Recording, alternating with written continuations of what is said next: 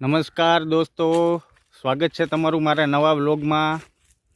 અમે લોકો આવી ગયા છે આંબાના બગીચે। મિશ્રી, એની મમ્મી કાજલ અને હું। આ છે અમારો આંબાનો બગીચો। એના પહેલાં તમે મારી ચેનલમાં નવા હોય તો ચેનલને લાઈક કરો, સબસ્ક્રાઈબ કરો। મિશ્રી 3722 ને લાઈક અને સબસ્ક્રાઈબ કરવાનું ભૂલતા નહીં। તો ચાલો તમને બતાવીએ કે કેસર કેરીના બગીચામાં આ વખત સિઝન કેવી છે। જો મિત્રો, લગભગ અમારે ઝાડ ઉપર કેરીથી ભરાઈ ગયા છે આંબા બધા, અને એવડું મોટું ફળ થઈ ગયું છે। કેસર કેરીનું આગમન ટૂંક સમયમાં જ માર્કેટમાં થવાની તૈયારી છે। જુઓ મિત્રો, આ આખા આંબામાં તમને એક જગ્યા ખાલી નહીં દેખાય કે જ્યાં ફળ નહીં આવેલું હોય।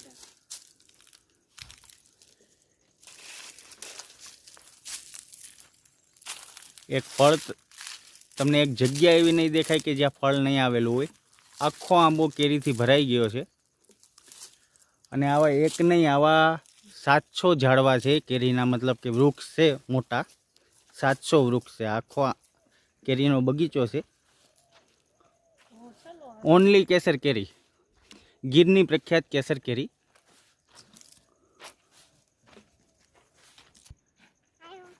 મિશ્રી અને એની મમ્મી બગીચામાં આટા મારી રહ્યા છે, જોઈ છે કે કેરી ક્યાં કેટલી આવેલી છે। મિશ્રી અમારે બગીચે આવે એટલે ખુશ થઈ જાય। શું કહે છે મિશ્રી? શું બોલે છે મિશ્રી? ચલો, મિશ્રી બેન અમારે ખુશ થઈ જાય છે, એને બગીચે આવવું બહુ ગમે છે।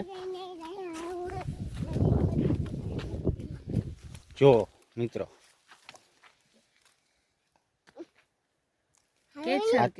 કેસર તાલા ગીરની પ્રખ્યાત કેસર કેરી છે।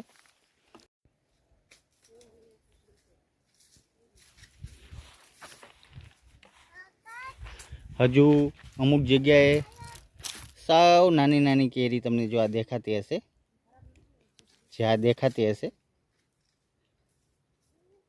આ હજુ પાસ્તરું કહેવાય, એટલે કે પાછળથી બીજો ફાલ આવશે કેરીમાં। આ અત્યારે જે બધા મોટા ફળ છે આગતરું એ આવી ગયા છે। આ જો મિત્રો, તમે ફળ તો જો, અત્યારે હજુ તો નાનું છે, હજુ તો વાર છે, તો એટલા મોટું ફળ થઈ ગયું છે કેરીનું।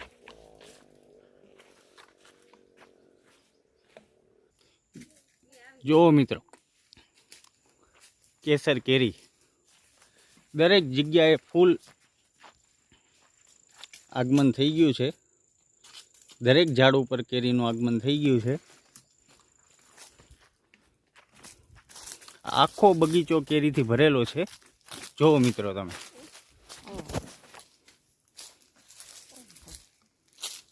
આ બધામાં કેરી જોવો તમે, જો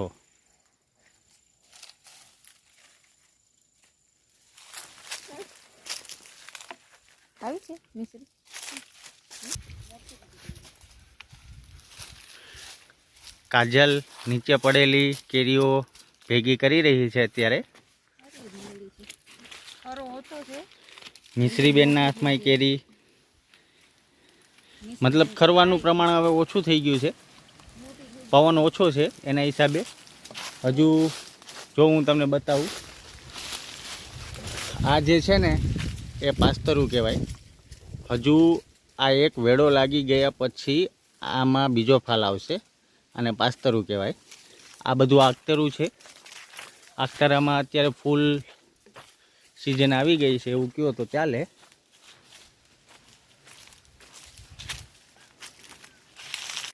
જો આ અહીંયા જે માણસો મતલબ કે અમારા જે મજૂર લોકો હોય છે, જે બગીચાનું ધ્યાન રાખે છે દિવસ રાત, અહીંયા એમને રહેવા માટેનું આ ઘર આપવામાં આવેલું છે અમે, બરાબર. એ લોકો અહીંયા રહે, 24 કલાક બગીચાની રખેવાળી કરે છે અને કેરી કોઈ તોડે નહીં એનું ધ્યાન રાખે છે.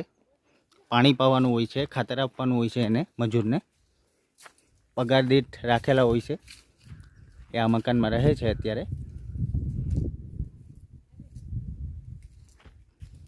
જો અમારે મિશ્રીબેન ડાયરેક્ટ ઝાડ ઉપરથી કેરી ખાઈ રહ્યા છે અત્યારે.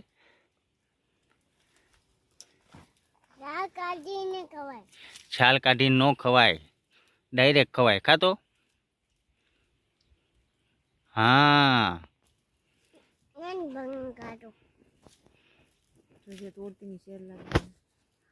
મિશ્રીબેન અમારે ડાયરેક્ટ કેરી બહુ ભાવે છે. મિશ્રીબેન ને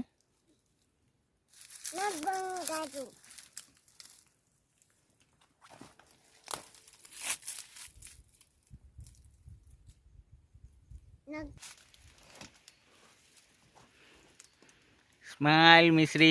મિશ્રીબેન કેરી ખાય છે. બોલ બધા ફ્રેન્ડ, ચાલો કેરી ખાવા. ચલો બધા કેરી ખાવા માટે મિત્રો. પ્યોર તાજી અને કેસર, ગીરની પ્રખ્યાત.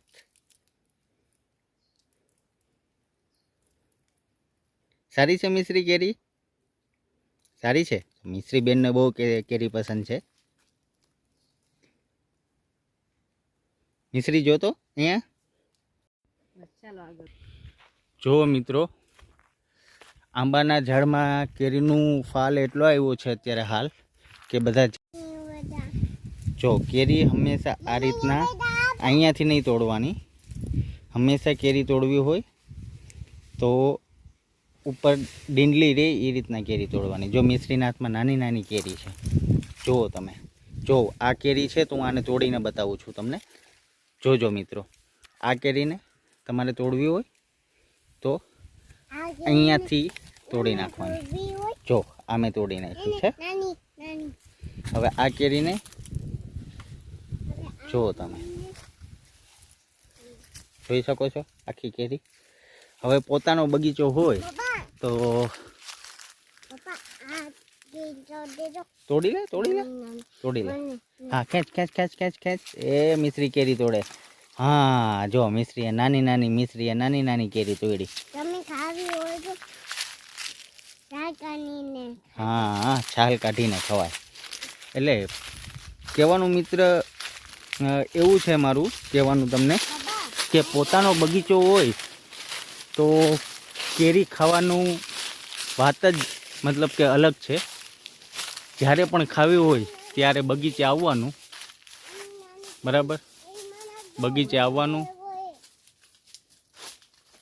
અને મજા આવે ત્યારે. જો જેમ કે કાજલને અત્યારે મજા આવશે કે કેરી તોડવાનું મન થશે, તો જો કે કાજલ કઈ રીતના તને તાજી કેરી ખાવી હોય તો તું કઈ રીતના તોડે છે બતાવ તો બધાને. જો અહીંયા મિત્રો, જો આ કાજલે કેરી તોડી. મિત્રો બગીચો તો તમને બતાવીને થાકી જાઓ. આ હજુ તો એક જ બગીચો છે. હજુ તો તમારી જ્યાં આ બાજુ નજર પૂગે ત્યાં સુધી બગીચો છે. પછી ફરતે તમે જુઓ, આ બાજુ નજર પહોંચે ત્યાં સુધી બગીચો છે. આ બાજુ છે. ટૂંકમાં 700થી ઉપર ઝાડો છે બગીચામાં. તો તમે વિચાર કરો કે કેવડો બગીચો હશે આ. 700 ઉપર ઝાડ છે બગીચામાં. હવે આપણે જઈએ છીએ બીજી બાજુ. મિશ્રી અને એની મમ્મી કેરી ખાતા જઈ રહ્યા છે બગીચામાં. જો આ આંબો છે ને એમાં કેરી નહીં આવે, કેમ કે આમાં મૂડી આવશે. કેમ કે આ આંબો છે ને એમાં આ કેસરનો આંબો નથી, આમાં આવશે રાજાપુરી.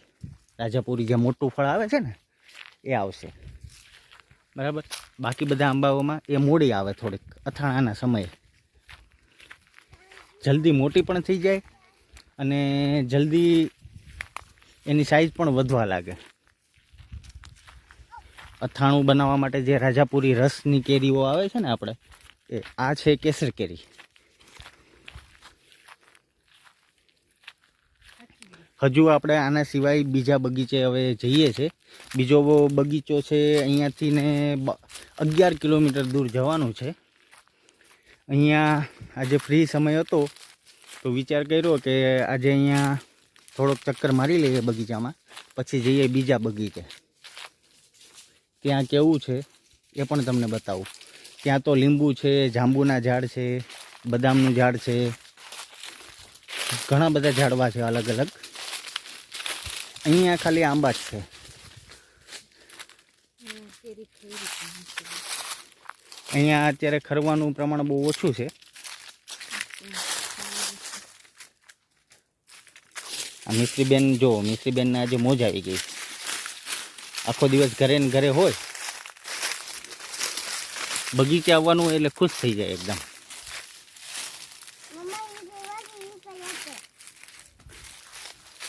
કાજલ થેલી ભરે છે કેરીની.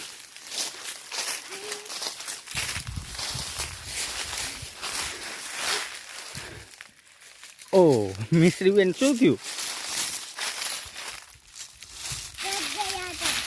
હા, પાંદડાની વચ્ચે